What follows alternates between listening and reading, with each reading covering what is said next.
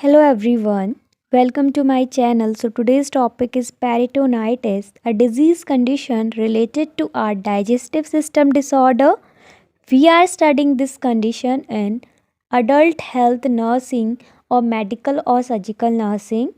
Okay, so in this video we are going to cover topics like basic introduction about peritonitis, its definition, causes, symptoms, diagnostic evaluation, treatment, and nursing management with complete notes. So, first of all, we will understand what is peritoneum, as it is the inflammation or peritoneum. So, we will understand what is peritoneum. So, basic introduction about peritoneum. Peritoneum is a smooth tissue membrane that line the abdominopelvic cavity and surround the abdominal organ. Means peritoneum क्या होती है? ये एक smooth tissue है या फिर membrane है जो कि क्या करती है, हमारी एब्डोमिन या फिर पेल्विक की लाइनिंग को क्या करती है, कवर करती है, सराउंड करती है. ठीक है, जिससे ये क्या करती है, ये प्रोटेक्ट करती है हमारे जो भी ऑर्गन्स है, डाइजेस्टिव के ऑर्गन हो गए, पेल्विक के ऑर्गन हो गए.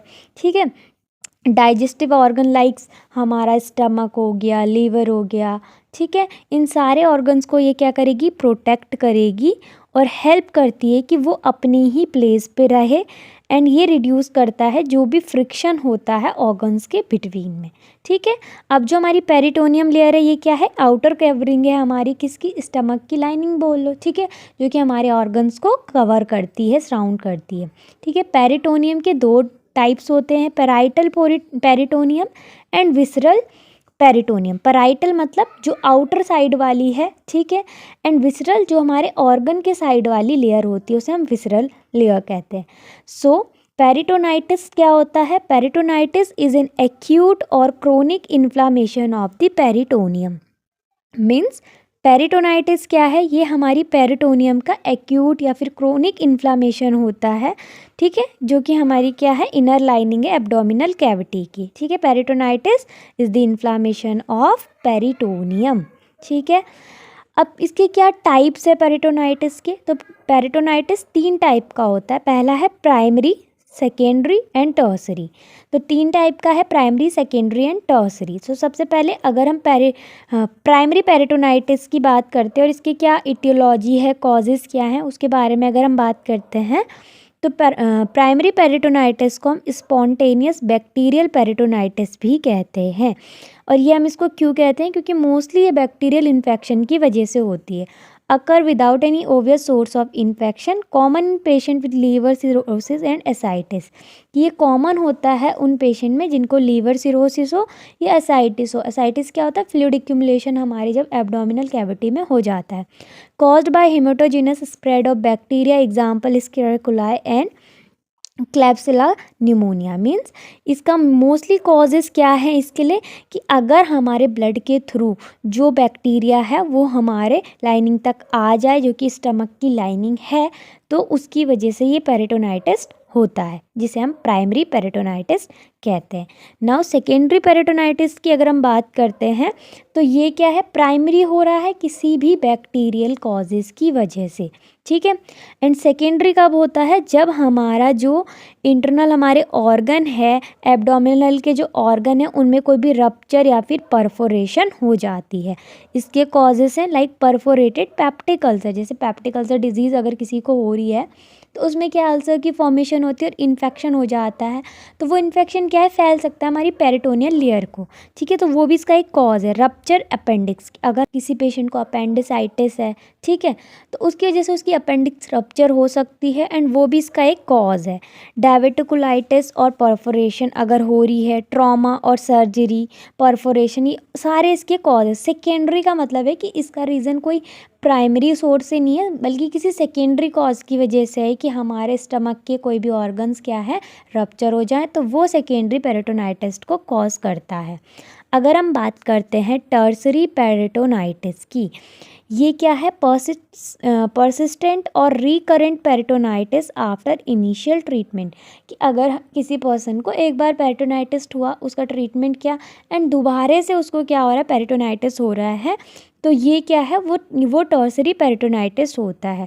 मोस्टली ये किन पेशेंट में कॉमन है, जो कि इम्यूनो कंप्राइज पेशेंट होते हैं, लाइक उन जिनके क्या है, इम्यून सिस्टम जिनका वीक है। ठीक है, ये 3 टाइप के पेरिटोनाइटिस थे, primary, secondary and tertiary. Primary में क्या था, मेनली उसका कॉज है bacterial cause. Secondary peritonitis means जब हमारे जो इंटरनल एब्डोमिनल ऑर्गन्स हैं उनमें कोई भी रप्चर या परफोरेशन हो जाए। एंड टर्सरी पेरिटोनाइटिस क्या होता है कि अगर किसी पर्सन को एक बार पेरिटोनाइटिस हो गया एंड उसके जो इम्यूनो वो कंप्राइज पेशेंट है, तो उसको दोबारा से जब पेरिटोनाइटिस हो रहा है तो उसे हम टर्सरी पेरिटोनाइटिस कहते हैं। ठीक है, नाउ क्या पैथोफिजियोलॉजी है कि ये डिजीज़ कैसे पेशेंट को हो रही है, क्या क्या ये इफ़ेक्ट करती है।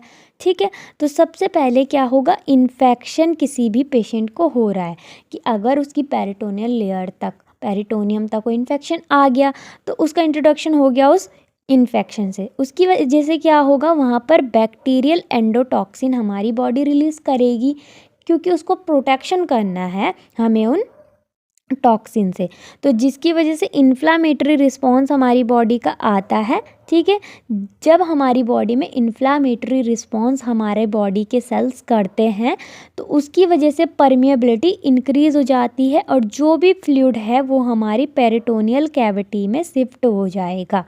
ठीक है, पेरिटोनियल कैविटी क्या होती है, विसरल और जो पेराइटल, हमने 2 लेयर पढ़ी थी, उनके बीच की जो कैविटी है उसे हम पेरिटोनियम कैविटी कहते हैं। ठीक है, अब है कि जब फ्लूइड भी एक्यूमुलेट होगा, केमिकल एंड बैक्टीरियल इरिटेशन होगी, जिसकी वजह से एब्डोमिनल पेन पेशेंट को होगा, रिजिडिटी होगी। ठीक है, एंड जो अगर हम इसको ट्रीट नहीं करते हैं तो पेशेंट को सेप्सिस शॉक भी हो सकता है। सिस्टमिक इन्फ्लामेटरी रिस्पॉन्स सिंड्रोम, जिसमें क्या होता है कि हमारी बॉडी किसी भी इन्फेक्शन के लिए एक ह्यूज रिस्पॉन्स दे रही है, वो भी हमारी बॉडी में हो सकता है। मल्टी ऑर्गन फेलियर भी ये कर सकता है, क्योंकि इसमें क्या है, सेप्टिक शॉक पेशेंट को आ सकता है। ठीक है, ये इसकी पैथोफिजियोलॉजी थी। नाउ क्या क्लिनिकल मैनिफेस्टेशन है, मीन्स क्या साइन एंड सिम्टम्स है अगर किसी पेशेंट को पेरिटोनाइटिस होगा तो, सीवियर एब्डोमिनल पेन। इसमें क्या है, जब पेरिटोनाइटिस किसी पेशेंट को हो रहा है तो उसके एब्डोमिन में क्या है, सीवियर पेन होगा एंड अगर वो ज़्यादा मूवमेंट कर रहा है तो उसको वो पेन ज़्यादा फील होगा।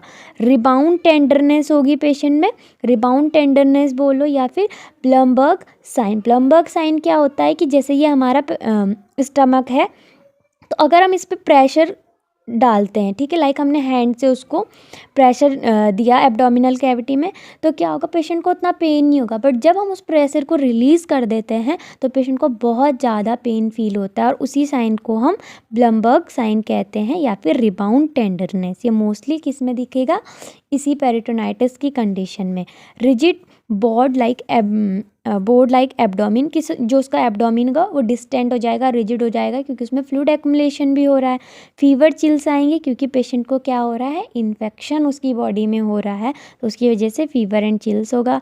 टैकीकार्डिया, हाइपोटेंशन होगा, क्योंकि ये दोनों ही किसके साइन एंड सिम्टम्स है, सेप्सिस पेशेंट को हो रहा है।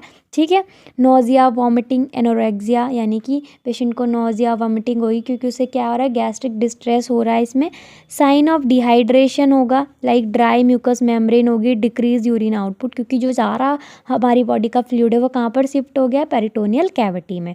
तो ये सारे क्या थे, क्लिनिकल मैनिफेस्टेशन यानी कि साइन एंड सिम्टम्स थे पेरिटोनाइटिस के लिए।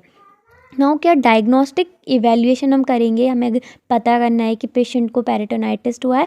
सबसे पहले लेबोरेटरी टेस्ट में हम CBC यानी कि complete blood count test patient का करेंगे, जिसमें हम WBC का लेवल चेक करेंगे, सीरम इलेक्ट्रोलाइट को चेक करेंगे, क्योंकि अगर WBC बढ़ा होगा यानी कि बॉडी में इन्फेक्शन हुआ है, और वो ये शो करता है कि पेशेंट को क्या है, पेरिटोनाइटिस है। ब्लड कल्चर में हम आइडेंटिफाई करेंगे बैक्टीरिया, कि ब्लड में बैक्टीरिया तो नहीं है। लैक्टेट लेवल अगर इंक्रीज़ होगा तो वो सेप्सिस यानी कि इन्फेक्शन को शो करता है। Liver and renal function test भी हम इसमें करते हैं।